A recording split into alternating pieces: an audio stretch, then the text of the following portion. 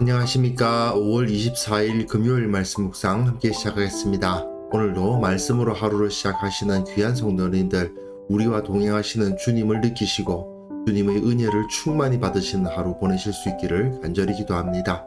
오늘 본문은 누가복음 24장 25절에서부터 35절까지 말씀입니다. 다음 주 월요일에 누가복음 묵상이 끝나니까요, 이제 오늘까지 합쳐서 3번의 묵상이 남아있는데요, 이것을 통해서 주님께서 부활하셨고 우리와 함께 하신다는 것이 어떤 의미를 가지고 있는지 한번 생각해보는 시간 가졌으면 좋겠습니다. 그럼 먼저 말씀 보시겠습니다. 미련하고 선지자들이 말한 모든 것을 마음에 더디 믿는 자들이여, 그리스도가 이런 고난을 받고 자기의 영광에 들어가야 할 것이 아니냐. 이에 모세와 모든 선지자의 글로 시작하여 모든 성경에 쓴 바 자기에 관한 것을 자세히 설명하시니라. 그들이 가는 마을에 가까이 가매 예수는 더 가려 하는 것 같이 하시니 그들이 강권하여 이르되, 우리와 함께 유하사이다. 때가 저물어 가고 날이 이미 기울었나이다. 이에 그들과 함께 유하러 들어가시니라. 그들과 함께 음식 잡수실 때에 떡을 가지사 축사하시고 떼어 그들에게 주시니 그들의 눈이 밝아져 그인 줄 알아보더니 예수는 그들에게 보이지 아니하시는지라. 그들이 서로 말하되, 길에서 우리에게 말씀하시고 우리에게 성경을 풀어주실 때에 우리 속에서 마음이 뜨겁지 아니하더냐? 곧 그때로 일어나 예루살렘에 돌아가 보니 11 제자 및 그들과 함께한 자들이 모여 있어 말하기를, 주께서 과연 살아나시고 시몬에게 보이셨다. 두 사람도 길에서 된 일과 예수께서 떡을 떼심으로 자기들에게 알려주신 것을 말하더라. 엠마오로 가던 두 제자가 예수님을 만나는 이야기의 뒷부분입니다. 누가복음의 이 부활 기사들 중에서도 중심을 이루고 있는 이야기가 바로 이 엠마오로 가던 두 제자 이야기죠. 어제 본문에서 우리는 이 글로바라는 사람의 입을 통해서 예수님은 이스라엘을 속량할 자로 여김을 받으신 분이다. 하지만 대제사장들과 관리들에 의해서 십자가에서 죽으셨다. 그러나 사흘째 되는 날에 그 시신이 없어졌고 무덤은 비었고 그 무덤에서 다시 살아나셨다고 증언하는 천사를 보았다는 여인들이 있다. 그야말로 절대 부인할 수 없는 역사적 사실들이 나열되었습니다.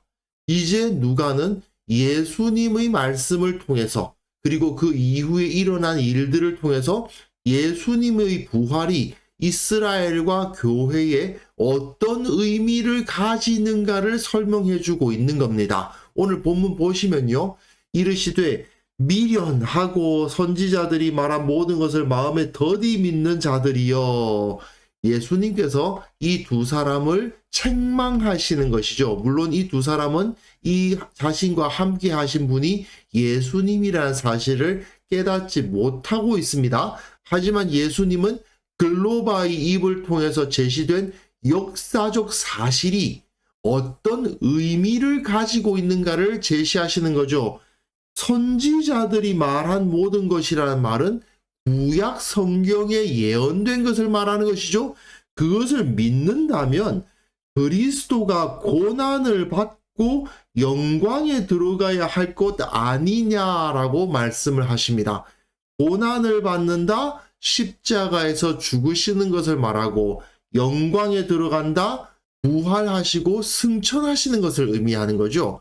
그리스도가 고난을 받고 영광에 들어간다는 것을 수많은 선지자들이 예언을 했는데 어찌 그것을 믿지 못해서 이걸 가지고 두려워하고 걱정을 하고 있느냐, 이렇게 말씀을 하시는 거 아닙니까? 당연히 그리스도는 그런 일을 당하셔야 되고 부활하셔야 되는 거다. 그러니 걱정할 필요가 없다라고 말씀하시면서 모세와 모든 선지자의 글로 시작하여 모든 성경에 쓴 바 자기에 관한 것을 자세히 설명해 주십니다. 여기서도 마찬가지로 성경을 풀어주시는 일이 벌어지고 있죠. 이후 사도들도 예수님의 부활의 증인으로서 세상 가운데 흩어져서 증언을 할 때에 언제나 성경을 풀어주는 것을 반드시 함께 했습니다. 구약 성경에 기록된 바 이러한 하나님의 말씀이 예수님에 의해서 성취되었다, 이렇게 주장을 했단 말이죠. 그런데 그 모습은 예수님에게서 벌써 나타나고 있는 겁니다. 예수님께서 모세, 이건 율법을 말하는 거죠. 모세 오경, 모든 선지자의 글, 구약 성경의 나머지 책들을 말하는 겁니다. 구약 성경에 있는 모든 기록에 그리스도에 관한 예언들이 나와 있는데 이것이 십자가와 부활의 사건을 바라보고 있는 것이다. 그러니 당연히 일어나야 될 일이 일어났다. 그러므로 예수 그리스도는 진짜 그리스도가 맞다. 그들이 가는 마을에 가까이 가매 예수는 더 가려 하는 것 같이 하시니 엠마오까지 가야 되는데 중간에 유숙할 비용이 없는 가난한 나그네의 모습을 보이고 계시는 것이다 라고 볼 수도 있습니다. 만약에 그렇게 본다면요, 그들이 강권하여 이르되, 이 두 제자들이 강하게 권해서 붙잡아서 우리와 함께 유하사이다, 우리와 함께 숙소에서 쉬고 내일 떠나자라고 말하는 거죠. 이것은 자신들이 예수님이라고 인식하지 못하고 있는 이 여행자, 하지만 너무나도 성경을 잘 풀어주고 그리스도에 대한 확신을 갖게 한 이 여행자와 함께 있기를 원했고, 또한 때가 저물어 가고 날이 기우는 상황에서 이 나그네가 홀로 가지 않도록 하는 배려를 베푸는 거 아닙니까? 나그네들에게 호의를 베풀고 있는 모습을 볼 수 있습니다. 그들과 함께 음식 잡수실 때에 떡을 가지사 축사하시고 떼어 그들에게 주시니, 이건 명백히 예수님께서 마지막 식사 시간에 하셨던 모습, 그리고 또한 오병이어 사건을 일으키셨을 때 하셨던 모습, 그런 모습들을 떠오르게 하는 모습이죠.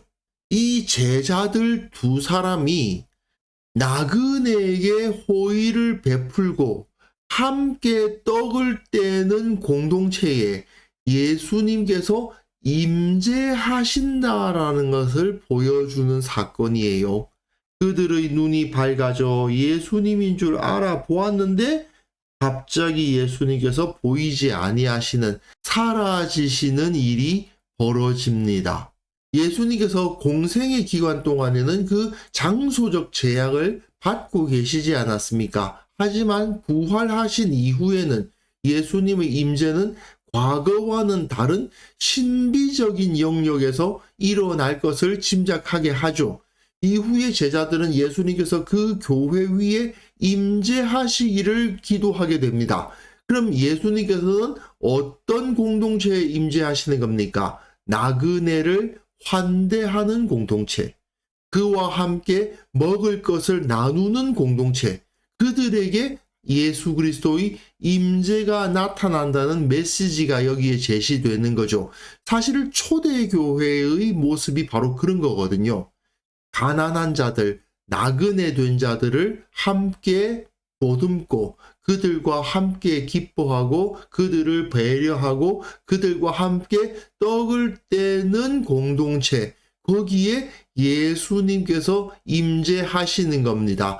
특히 초대교회에서는 그 예배의 중심이라고 할 수 있는 것이 바로 성찬식이었기 때문에 이 성찬을 통해서 그 살과 피로 임재하시는 예수님을 느낄 수 있었던 그 초대교회의 예배를 떠올리게 하는 것이기도 해요. 신비 가운데, 그 떡과 포도주 가운데 임재하시는 예수님, 그리고 나그네에게 베푸는 호의 가운데 그 나그네의 모습으로 그 교회 가운데 임재하시는 예수님의 모습을 보여주고 있는 겁니다. 이런 일을 겪고 나서 이들이 서로 말하는데 길에서 우리에게 말씀하시고 우리에게 성경을 풀어주실 때에 우리 속에서 마음이 뜨겁지 아니하더냐 되어 있는데요. 마음이 뜨겁지 아니하더냐 하는 표현은 우리 마음이 불타지 않더냐. 카이오메네인데 카이오 동사거든요. 이건 불태운다는 뜻입니다. 사람들이 그것을 모아다가 불에 던져 사르느니라 라는 가르침에 사용된 단어가 이 카이오 동사예요. 그래서 성령과 불로 세례를 주실 이가 바로 예수님이시라는 사실을 우리가 기억한다면 이것이 곧 성령의 능력을 나타내는 모습이기도 한 겁니다. 예수님께서 그 말씀을 통해서 불이 던져지는 겁니다. 불과 같은 성령이 그들에게 임재하는 것을 경험했다는 의미도 됩니다. 그리고 이것은 이후 사도행전에서 오순절날 일어날 사건을 미리 떠올리게 하는 것이기도 하죠. 곧 그때로 일어나 예루살렘으로 돌아갑니다. 11 제자 및 그들과 함께한 자들이 모여 있는데 말하기를 주께서 과연 살아나시고 시몬에게 보이셨다 하는지라. 시몬 베드로를 말하는 거죠. 근데 좀 이상하지 않습니까? 이 두 제자들은 엠마오로 향하는 길에 있었습니다. 그곳에 예수님께서 임재하셨고 그들과 대화하셨고 그들과 함께 떡을 떼셨어요. 그런데 갑자기 사라지셨죠. 그동안에 예루살렘에서는 예수님께서 11 제자를 베드로를 만나셨다는 거잖아요. 부활하신 예수님께서는 더 이상 장소의 제약을 받지 아니하시고 그 제자들과 함께 동행하실 수 있는 분이 되셨다라는 것을 알게 하죠. 그러니까 두 사람도 길에서 된 일과 예수께서 떡을 떼심으로 자기들에게 알려지신 것을 말하더라. 예루살렘에서도 임재하시고 엠마오로 향하는 길에서도 임재하시는 주님, 그들과 함께 떡을 떼시는 주님, 현대식으로 표현하면 우리의 예배 가운데 임재하시는 주님을 그들은 경험을 했다는 것을 여기서 표현해 주고 있는 것입니다. 부활하신 예수님은 육체의 한계에 묶여 계시지 않고 예루살렘과 엠마오로 향하는 길 두 군데에 한꺼번에 나타나시면서 그 제자들이 믿음으로 반응하며 나그네를 환대하고 함께 떡을 떼고 성경을 풀어 가르치는 그 자리에 임재하시는 분이 되셨다 하는 것을 여기서 보여주고 있습니다. 초대교회 때부터 지금까지 교회에게 가장 중요한 게 뭡니까? 결국 주님께서 우리 가운데 계시는 것, 그겁니다. 예수님께서 함께 하시지 않는 교회는 교회가 아니지 않습니까? 누가는 예수님의 부활에 대한 역사적 사실을 제시했습니다. 어제 본문에서 보셨죠? 그리고 오늘 본문에서는 그러므로 부활하신 예수님은 지금도 우리와 함께 하신다라고 가르치고 있는 거죠. 우리의 예배 가운데, 우리의 행동 가운데, 우리가 세상에서 예수님의 사랑으로 행하는 그 모든 삶 가운데 주님께서는 임재하시는 겁니다. 결국 우리가 바라봐야 될 것은 예수님께서 그 교회에 임재하시고 제자들이 성경 말씀을 깨닫고 그 마음이 불타는 역사가 일어나기를 바라보아야 될 것입니다. 주님께서 다시 살아나셨기에 영원히 살아계시고 그 영원하신 예수님께서 시간과 공간의 제한을 받지 않으시고 우리 가운데 임재하시고 우리의 기도를 들으시고 우리와 함께 떡을 떼시며 우리에게 말씀해 주실 것을 우리는 바라보면서 기대해야 되지 않겠습니까? 그래서 이 시간 함께 기도하실 때에는요, 내 모든 삶과 특히 나의 예배와 묵상 가운데 임재하시는 주님을 느끼게 하옵소서. 우리 교회 예배 가운데 그 회중 가운데 임재하시는 주님을 체험하고 온전히 살아있는 예배를 주님께 드리게 하옵소서. 함께 기도하는 시간 가졌으면 합니다.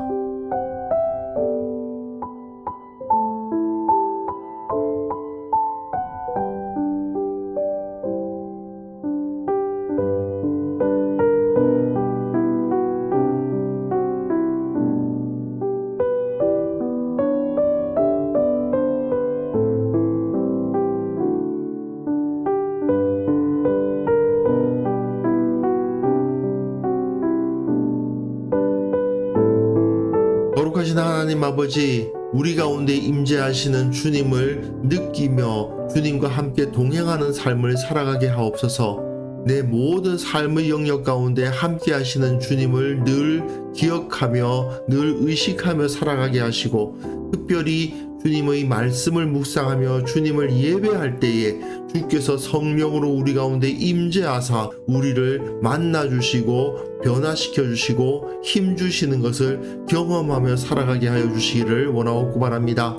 특별히 우리 교회 예배 가운데 그 회중 가운데 주께서 임재하여 주시고 우리의 기도를 들으시고 우리의 찬송을 받으시며 우리와 함께 떡을 떼시고 우리와 함께 연합하시는 역사가 우리의 예배 가운데 나타나게 하여 주옵소서. 아버지, 한국 교회가 정말 주님과 동행하는 제자들의 공동체가 되어야만 되겠습니다. 우리의 부족함과 악함을 아시오나 주께서 용서하시고 주께서 새롭게 하여 주셔서 이 교회가 온전히 주님과 연합하여서 주님의 영광 나타내는 교회가 되게 하여 주옵소서. 아버지, 오늘 하루 우리가 살아가는 그 모든 삶 가운데서 동행하시는 주님의 은혜를 느끼며 살아갈 수 있기를 원합니다.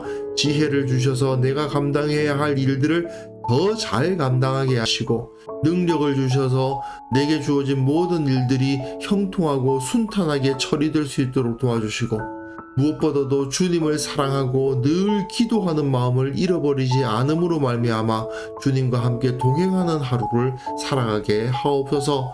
주께서 우리를 지켜주시고 함께하여 주심을 인하여 감사드리옵고 예수님의 이름으로 기도합니다. 아멘.